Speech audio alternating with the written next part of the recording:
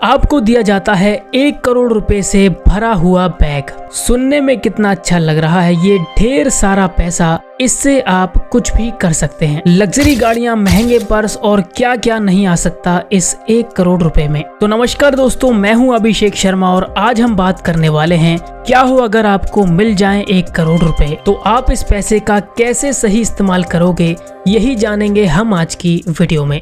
बिहार के रहने वाले सुशील कुमार ने 2011 में 5 करोड़ का एक बड़ा अमाउंट केबीसी में जीता था। लेकिन कहते हैं कि पैसे का आना कोई बड़ी बात नहीं, लेकिन पैसे को संभाल कर रखना बहुत बड़ी बात होती है। और वही हुआ सुशील कुमार के साथ। उन्होंने अपने एक इंटरव्यू में बताया था 5 करोड़ का अमाउंट देखकर वो काफी ज्यादा खुश हुए थे। टैक्स कटने के बाद ये अमाउंट 3.6 करोड़ रह गया था। इस पैसे को बढ़ाने के लिए सुशील कुमार ने अलग अलग बिजनेसेस ट्राई किए, लेकिन उनका एक भी बिजनेस नहीं चला। ऊपर से उन्हें शराब की भारी लत भी लग चुकी थी, जिसकी वजह से उनका सारा पैसा धीरे धीरे खत्म होने लगा। अगर आज हम बात करें सुशील कुमार की, तो वो अपना सारा पैसा खो चुके हैं और अपने ही गांव में 18,000 की एक नौकरी कर रहे हैं। ऐसे ही एक और एग्जांपल है 19 साल के माइकल कैरोल। माइकल इंग्लैंड में गार्बेज मैन का काम करते थे, लेकिन एक दिन इनकी भी लॉटरी लग जाती है। 9 मिलियन का एक बड़ा अमाउंट इन्होंने जीता था, जो कि इंडियन करेंसी में लगभग 90 लाख रुपए होते हैं। ये अमाउंट जीतने के बाद माइकल पार्टीज और फिजूल खर्ची की वजह से कुछ ही सालों में वापस गरीब बन गए और वापस से गार्बेज मैन का काम करने लगे। यही नहीं बल्कि 1999 में तो एक आदमी की 2-2 लॉटरियां लग जाती हैं, लेकिन वापस से वो गरीब हो जाता है। ऐसे ही ढेरों एग्जाम्पल भरे पड़े हैं, जो कि एक झटके में करोड़पति तो बन जाते हैं, लेकिन उन्हें वापस भिखारी बनने में देर नहीं लगती। देखिए, एक तो पैसा कमाना वैसे ही इतना कठिन है, लेकिन ना जाने ये कैसे करोड़पति बनने के बाद फिर से गरीब बन जाते हैं।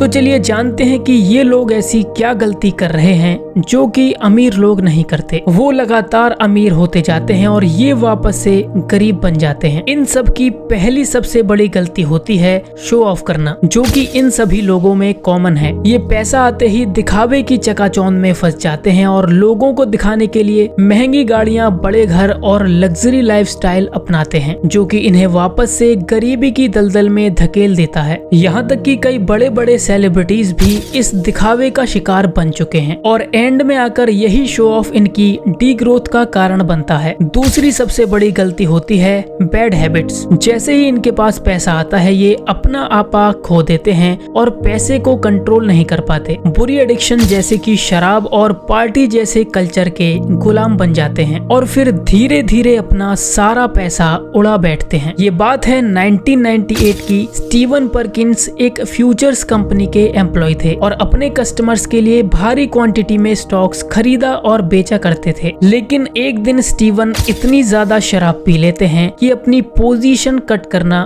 भूल जाते हैं और इनकी वजह से पूरे 10 मिलियन का घाटा इनकी कंपनी को उठाना पड़ता है। इन्हीं की तरह कई और लोग भी हैं जो करोड़पति तो बन जाते हैं, लेकिन बैड हैबिट्स इनके किए कराए पर पानी फेर देती हैं। तीसरी सबसे बड़ी गलती होती है फाइनेंशियल नॉलेज का ना होना। ये भी एक काफी बड़ा फैक्टर होता है, जिसकी वजह से काफी लोग अपने पैसे डुबाते हैं, क्योंकि उनके पास पैसे तो होते हैं, लेकिन 25 दिन में पैसा डबल जैसी स्कीम में वो फंस जाते हैं और अपना सारा पैसा गवा देते हैं। तो फाइनेंशियल नॉलेज का ना होना भी एक बहुत बड़ा खतरा साबित हो सकता है। तो ये थी कुछ गलतियां जो कि आपको बिल्कुल भी नहीं करनी है अगर आपके पास एक बड़ा अमाउंट पड़ा हुआ है। तो अब बात करते हैं कि आखिर हमें करना क्या है। देखिए, अगर आपके पास फाइनेंशियल नॉलेज बिल्कुल भी नहीं है, तो जरूर आप अपना पैसा बैंक में रखेंगे, जो कि आपकी सबसे बड़ी गलती साबित होगी, क्योंकि बढ़ता हुआ इन्फ्लेशन धीरे धीरे करके आपका सारा पैसा साफ कर देगा। तो इससे बचने के लिए आप चाहें तो फिक्स्ड डिपॉजिट या फिर आरडी भी करा सकते हैं, जो कि आपको इन्फ्लेशन से तो बचाएगा ही और थोड़ा बहुत आपको रिटर्न भी प्रोवाइड करेगा। अब बात करते हैं ऑप्शन नंबर 2, जो कि है गोल्ड और लैंड में इन्वेस्ट करना।